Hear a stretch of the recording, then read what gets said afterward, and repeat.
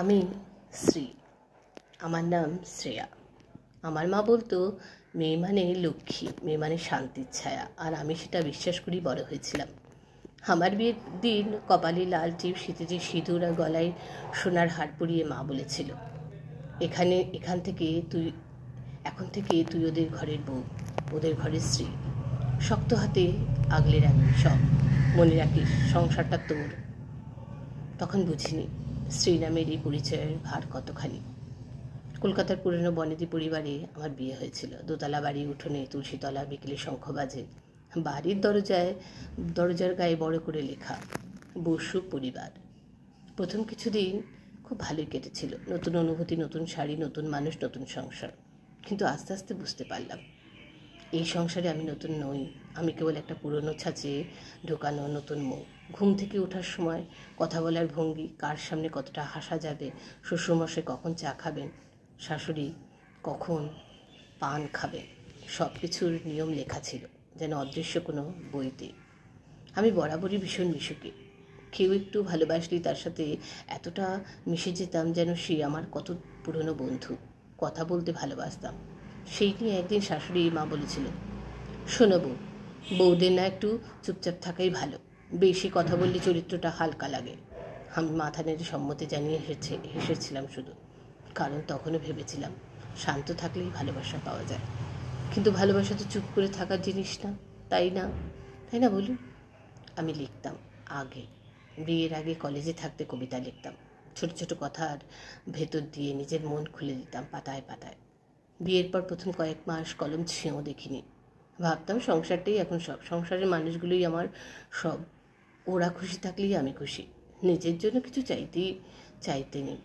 কিন্তু এক সন্ধ্যায় বারান্দায় দাঁড়িয়ে পাখিদের উড়তে দেখেছিলাম। হঠাৎ মনে হলো ওরা স্বাধীন, ওরা উঠতে পারে, ওরাও তো ঘরে ফিরে। ওদের ওড়ার অধিকার কেউ কেড়ে নেয় না। সেদিন নিজের পুরনো ডায়েরিটা বের করলাম। পাতাগুলো ধুলো ধরা, তবু গন্ধটা একদম চেনা, নিজের গন্ধ।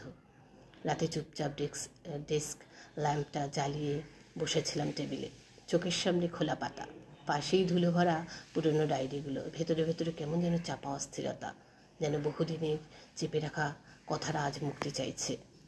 হ্যাঁ, একটার পর একটা পুরনো লেখা বের করে আনছিলাম, যা লিখেছিলাম বিয়ের পর দিনের পর দিন চুপি চুপি, কারো অজান্তে। সেই রাতে হঠাৎ করেই ঠিক করেছিলাম, আর না, এবার আমার কথাগুলো শুধু খাতার পাতায় নয়, মানুষের মনেও জায়গা পাক। পুরনো সব কবিতা, অনুভব, ডায়েরির পৃষ্ঠা এক এক করে একটা পাণ্ডুলিপি বানালাম। নাম দিলাম রেশম জাল। সে জাল আটকে রাখার নয়, সে জাল ছিল অনুভবের, ভালোবাসার প্রতিবাদে। একটা মেয়ের নিজের ভেতরে ঘর বানিয়ে নেওয়ার গল্প।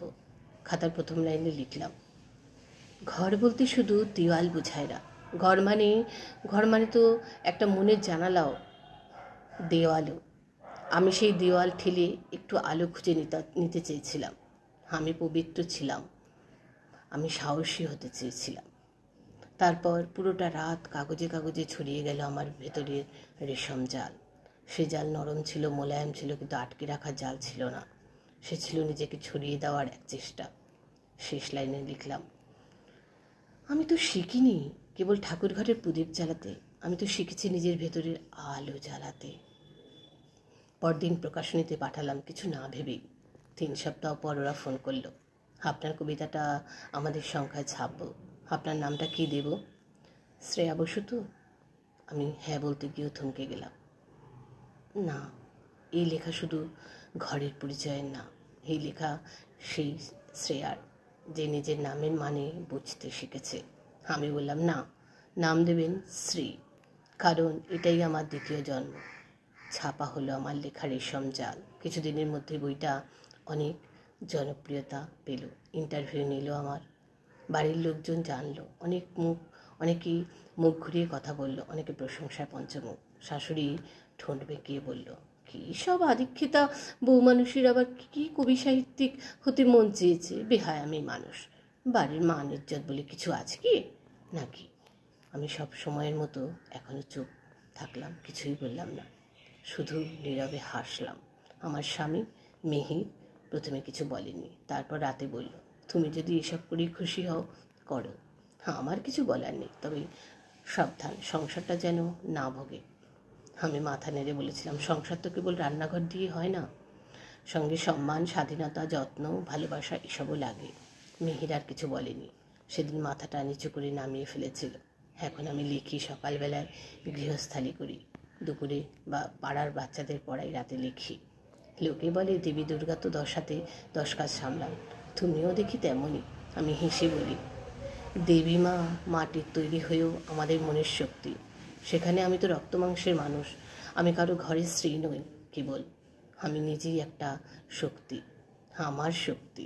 শেষে শুধু এটুকুই বলতে চাই, আমি শ্রেয়া, আমি স্ত্রী, আমি বউ, আমি মানুষ, আমি কবি। আমি মাথায় আঁচল দিই, আবার কলমও ধরি, আমি রান্না করি, আবার প্রশ্নও করি, আমি ভক্তি জানি কিন্তু নত হই না। আমি স্ত্রী, আমি সেই নারী যে ঠাকুর ঘরের পাশে থেকেও নিজের জগৎটাকে গড়ে তুলে ধূপকাঠির ধোঁয়ায় বাইরে। কলমে মেঘাদ্রিতা, সংগৃহীত।